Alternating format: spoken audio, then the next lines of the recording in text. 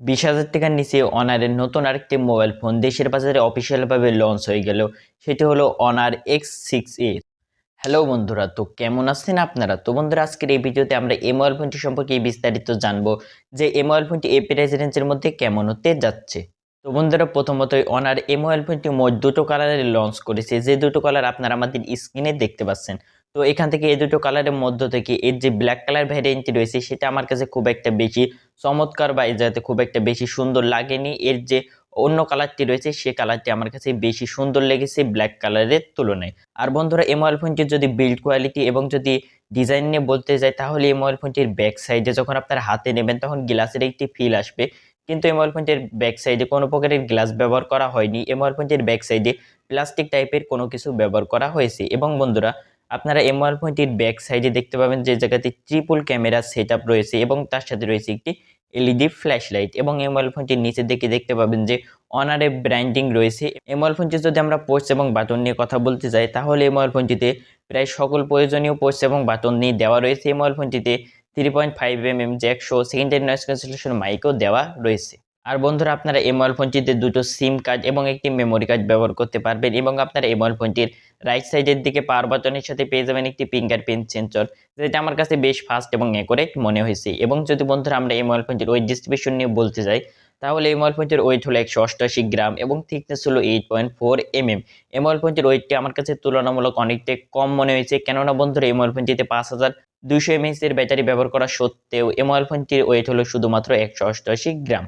দেন বন্ধুরা, আমরা যদি এই মোবাইল ফোনটির ফন্ট সাইজে চলে আসি, অর্থাৎ যদি আমরা এই মোবাইল ফোনটির ডিসপ্লে পার্ট নিয়ে যদি বলতে চাই, তাহলে এই মোবাইল ফোনটিতে আপনারা পেয়ে যাবেন 6.6 ইঞ্চির একটি টিএফটি এইচডি প্লাস 90 হার্জের ডিসপ্লে। তো এখানে আমার কাছে এই মোবাইল ফোনটিতে যে 90 হার্জ দিয়েছে এটা আমার কাছে ভালো লেগেছে। কিন্তু বন্ধুরা, এই জায়গাতে যে এই প্রাইস রেঞ্জের মধ্যে আমাদেরকে একটি এইচডি প্লাসের ডিসপ্লে দিচ্ছে, এটা আমরা কোনোভাবেই মানতে পারি না। আমরা এই প্রাইস রেঞ্জের মধ্যে কমপক্ষে হলেও একটি ফুল এইচডি প্লাসের ডিসপ্লে আশা করে থাকি। তো বন্ধুরা, এই মোবাইল ফোনটির ডিসপ্লে রেজুলেশন হলো 720x1612 পিক্সেল এবং পিপিআই ডেনসিটি হলো 269। তো বন্ধুরা, এই মোবাইল ফোনটির ডিসপ্লের ক্ষেত্রে আমার কাছে এইচডি প্লাসের ডিসপ্লে এই বিষয়টি খারাপ লেগেছে। এবং আরও একটি বিষয় খারাপ লেগেছে, সেটি হলো এই মোবাইল ফোনটিতে একটি ওয়াটার ড্রপ নচ ডিসপ্লে ব্যবহার করা হয়েছে, যেটা আমরা 20,000 টাকা বাজেট রেঞ্জের আশেপাশে কোনোভাবেই আশা করতে পারি না।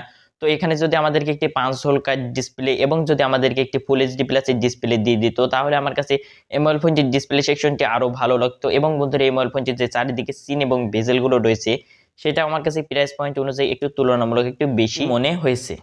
দেন বন্ধুরা, আমরা যদি এই মোবাইল ফোনটির স্পেসিফিকেশন নিয়ে বলতে যাই, তাহলে এই মোবাইল ফোনটিতে ব্যবহার করা হয়েছে মিডিয়াটেক হিলিও G36 এর প্রসেসর, যেটা হলো 12 ন্যানোমিটার ফেব্রিকেশনে বিল্ড করা।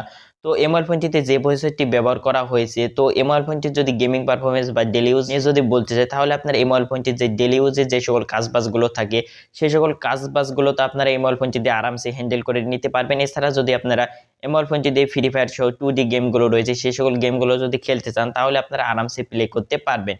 কিন্তু বন্ধুরা, এই মোবাইল ফোনটি যে প্রাইসে লঞ্চ হয়েছে 17,490 টাকায় 4 128 GB ভ্যারিয়েন্ট, তো এই প্রাইস রেঞ্জ হিসাবে আমার কাছে যে এই মোবাইল ফোনটি যে মিডিয়াটেক হিলিও G36 যে প্রসেসরটি, এটা আমার কাছে খুব কমই মনে হয়েছে।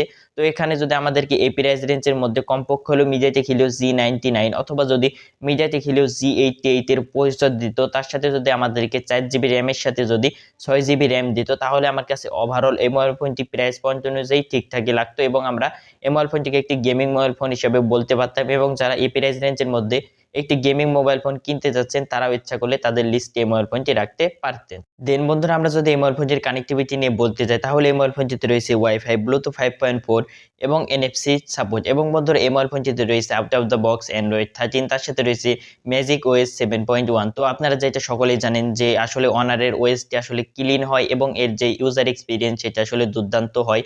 তো এই দিক দিয়ে আপনারা ইচ্ছা করলে এই মোবাইল ফোনটি আপনাদের চয়েসে রাখতে পারেন। এছাড়া বন্ধুরা, এই মোবাইল ফোনটির ব্যাটারি সেকশনে এই জায়গাতে প্রাইস রেঞ্জের মধ্যে সেরা একটি ব্যাটারি প্যাকেজ দেওয়া হয়েছে। 5200 mAh এর ব্যাটারি দেওয়া রয়েছে এবং এই মোবাইল ফোনটিতে রয়েছে 22.5 ওয়াটের চার্জিং সাপোর্ট। তো ওভারঅল এই মোবাইল ফোনটির ব্যাটারি সেকশন নিয়ে বলতে গেলে, যেহেতু বন্ধুরা এই জায়গাতে একটি নর্মাল প্রসেসর ব্যবহার করা হয়েছে এবং এই জায়গাতে একটি এইচডি প্লাসের ডিসপ্লে ব্যবহার করা হয়েছে, যার ফলে আপনার এই মোবাইল ফোনটির চার্জ ব্যাকআপ এই জায়গাতে ভালো পাবেন।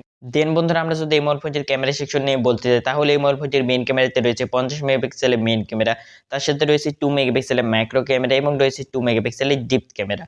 আর বন্ধুরা এই মোবাইল ফোনটি সেলফি ক্যামেরাতে রয়েছে 5 মেগাপিক্সেল সেলফি ক্যামেরা। তো এই জায়গাতে আমার রিয়ার ক্যামেরা বা এই জায়গাতে ব্যাক সাইডে যে সকল ক্যামেরা সেটআপ দিয়েছে এগুলো আমার কাছে প্রাইস পয়েন্ট অনুযায়ী ঠিকঠাকই লেগেছে। কিন্তু বন্ধুরা এই জায়গাতে সেলফিতে 5 মেগাপিক্সেলের জায়গায় যদি 8 মেগাপিক্সেলের একটি সেলফি ক্যামেরা দিত তাহলে আমরা এই মোবাইল ফোনটির সেলফি ক্যামেরাকে ঠিকঠাক বলতে পারতাম। এছাড়া বন্ধুরা আপনারা এই মোবাইল ফোনটির রিয়ার ক্যামেরা এবং সেলফি ক্যামেরা দুটো ক্যামেরা দিয়ে 1080p এবং 30fps ভিডিও শুটিং করতে পারবেন। তো এই মোবাইল ফোনটি থেকে তোলা ছবিগুলো ছবি কোয়ালিটি নিয়ে যদি বলতে চাই তাহলে আমার কাছে প্রাইস পয়েন্ট অনুযায়ী এই মোবাইল ফোনটির ছবি কোয়ালিটি আমার কাছে ঠিকঠাকই লেগেছে। তো বন্ধুরা Honor X6a এই মোবাইল ফোনটি যে প্রাইসে লঞ্চ হয়েছে 17,490 টাকা, এই প্রাইস রেঞ্জ অনুযায়ী এই মোবাইল ফোনটিতে যে সকল স্পেসিফিকেশন গুলো দেওয়া রয়েছে এই জায়গাতে কিছু কিছু জায়গায় আমার কাছে কমতি মনে হয়েছে বা এই মোবাইল ফোনটির আমার কাছে খারাপ দিক মনে হয়েছে। তো এই মোবাইল ফোনটির ডিসপ্লেতে একটি ওয়াটার ড্রপ নচ ডিসপ্লে ব্যবহার করা হয়েছে, একটি এইচডি প্লাস এর ডিসপ্লে এবং মিডিয়াটেক হিলিও G36 এর মতন একটি নর্মাল প্রসেসর এই মোবাইল ফোনটিতে ব্যবহার করা হয়েছে।